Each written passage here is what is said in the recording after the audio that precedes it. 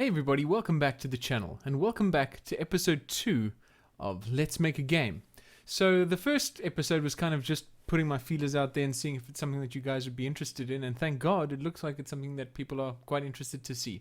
So just to reiterate one more time, just so we're kind of all clear, what Let's Make a Game is all about is about peeling back the curtain and showing you the process of developing a board game from scratch, with the entire process being documented. So every time that I work on it is going to be recorded and live streamed, and you guys are free to comment if you have a great idea or something that you think is not a good idea.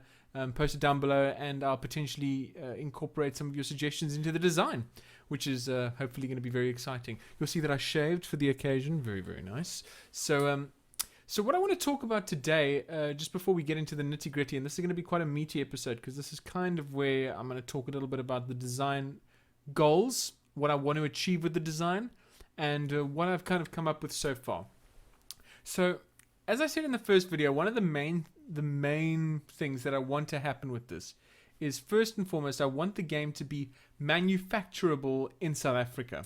Okay, so that's my first goal, because I don't want to be going to China, I don't want to be going anywhere overseas to Germany to get the thing manufactured. I want to make a game that is proudly South African, and I believe that in South Africa we have the capabilities to do that.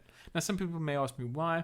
Well, the thing is, for me, I would like to have a little bit of control over, a little bit more control over the final product, being able to actually go there while the thing is being printed and seeing it being put together, so that I can kind of give it a little bit of QC for myself. Not saying that there's anything wrong with that, or not saying that there's anything wrong with having the game manufactured overseas, but I think that from a viewer perspective, it's something that you may want to be interested in. So, bearing that in mind, there are some limitations to what we could probably get manufactured. Obviously, no miniatures, no fancy plastic custom pieces, no custom dice, none of that. That's all out. It's going to be basic printed components, okay? And that leads me to another point, and that is, so firstly, I want the game to be manufacturable in South Africa. Big, big, big deal for me. Secondly is, I want the game to be print and playable. So I want, as a potential thing, people to be able to download the game, print it out, knock up a version by themselves and play it without having to actually buy anything, without having to actually purchase anything tangible. Because if we do go to crowdsourcing for this, what would be quite nice is to have that print and play tier, which I think is a nice low risk tier for Kickstarters. And it's also, if you make a game that's very print and playable, what's great about that is it's you can send out playtest kits a lot more easily, because people don't need to source custom components. So bearing in mind, a few things that we'll be able to have is like the standard D6s, the things that everyone has, and then stuff that you can print and play. So if something is print and playable, then there's also a fairly good chance that I'll be able to get it manufactured, which is a big deal. So it's going to be primarily card components, okay, cardboard, chipboard components. So those are my two main design goals. Okay, one that it's print and playable, another one that it can be manufactured in South Africa, and the third one is that it needs to be easily expandable. I want to create something that, and you'll see when I talk about the idea that I have thus far, I think you'll see that we're kind of on the right track, is I want something that's easily expandable into campaign systems, into things that people can knock together on their own, knock together their own maps, their own campaigns on the internet, share them on Board Game Geek, people can download, print them out and play them. So that when someone is finished with what is in the box, that's not necessarily the end of the journey. Not to say that the game won't be infinitely replayable, even though it probably won't, let's be honest, nothing is. But what I would like is for it to be expandable, okay? Either by me or people that I know, or just by fans of the game on Board Game Geek. So those are the design goals. Now, what I had in mind, and I was thinking a lot about this, is I wanted to create something, obviously with lots and lots of cardboard components, that's print and playable and easily expandable. And the first thing that popped into my mind was a classic hex and counter game. Now, for those of you who aren't familiar, hex and counter games are the kinds of games that Avalon Hill made back in the 70s and 80s, and generally they simulated big scale battles. So what I've done is I've scanned in some Avalon Hill stuff, and I'm just going to bring it up on the screen to show you what to kind of expect. Okay, what to expect when we talk about a hex and counter game. So this is Caesar Alessia, the Avalon Hill trademark name for its Battle of Alesia game. And this came out in, let's see here, 1970, what's that date there? 1976, wow. Okay, so it's old. It's been around for a while. Now, this is a classic example of a hex encounter game. Okay, so when we talk about hex encounter, we're talking about a war game, okay, a board war game.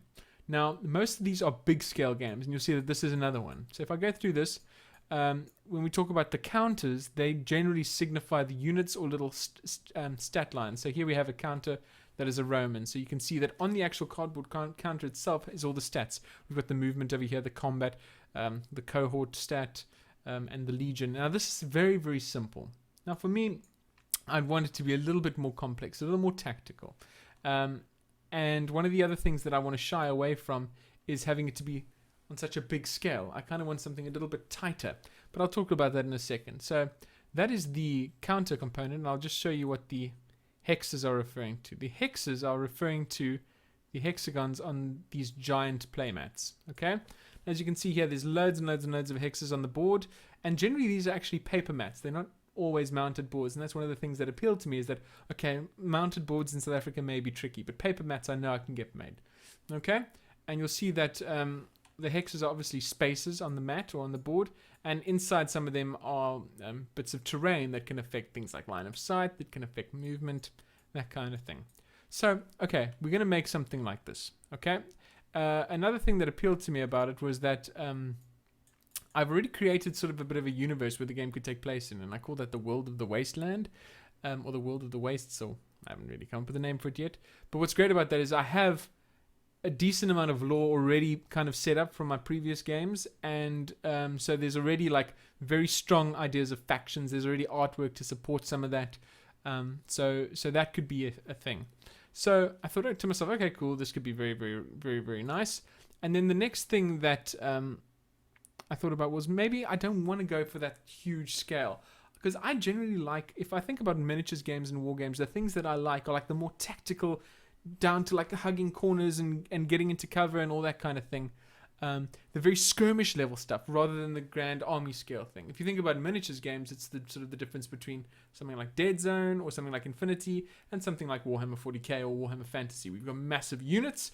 I like the idea of having like little named units that are all very unique and have their own unique little characteristics and things that they're good at. And so I thought about potentially making a game about a group trying to break into New Eden. Now, just to briefly summarize, in Wastelands, which is my previous game, which is still sort of ongoing development, just because there's been a few complications, it's a post-apocalyptic game, and the only bastion of like sort of what's left as civilized society is this fortified stronghold called New Eden.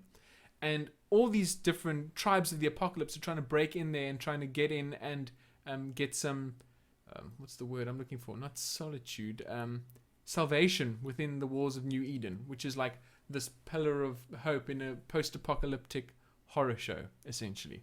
So what I thought could be quite cool is about different factions or different tribes of the apocalypse battling it out in maybe a campaign kind of system, trying to get in there. And each mission could be a different paper map. And in addition to the campaign stuff, we could then also just have it sit as a skirmish game. So people can come up with lists, throw their tokens down, and play like a little bit of a tactical skirmish miniatures game without the miniatures, which could be quite cool. So all done with counters and paper maps, though. So what I was thinking about is, and I want your feedback on this, is like, because it's more skirmish level and more tactical, would the hex-based system still work, or would a grid-based system be better? Because what could be quite cool is if we have like interior locations where people are going down corridors, kind of like Space Hulk. And another game that I found in my little bit of research that I've done around this is a game by Victory Point Games called Forlorn Hope. So let me bring this up here. Now, Forlorn Hope is kind of a hex encounter version of Space Hulk. So it's very, very similar to what we want to do here. So let's take a look-see. So here's a image of the board itself, which is, and some of the units which are like cardboard standees. That's also quite a cool idea. If people want to, they could create their own little cardboard standees. And so it's, as you can see here, it's also grid-based. I'm going to go into the next thing. I think this will probably resize my window. Sorry about that.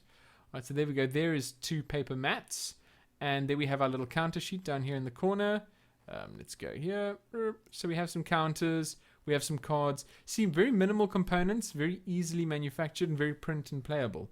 So I see you have options for both counters and the standees. That's cool. Yeah, maybe we should do something like that. But yeah, because it's interior and it's in passages and things, doing things with a grid system seems to make a lot more sense. But I'd love to know what you guys think. Maybe we could do grid system for the interior stuff, and we could do hex system for like maybe a big courtyard scene. But yeah, I'd love to know what you guys think about some of these ideas so far. So please pop comments down below. Let me know what you think, and I will start putting some stuff together, hopefully based on what I've spoken about already, and have something more tangible to show you. I've already started mocking up a few ideas in the back of my mind, but like I said, I want to document the entire process on camera. So until that time, which will be shortly in the future, thanks for watching. Take care of each other, and yeah, let's make a game.